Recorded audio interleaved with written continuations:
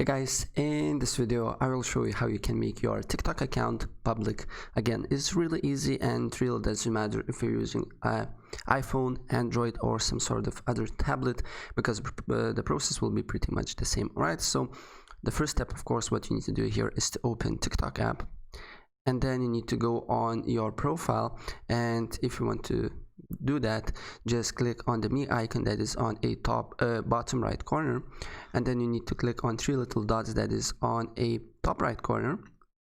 Then you need to click on privacy, the second option, and then as you can see here, the first option is private account. So if you want to make your TikTok account public, just toggle this down and you will have your TikTok account public. Right, so guys, that's pretty much it. If I help you out, please press like button and subscribe for more. Take care, bye.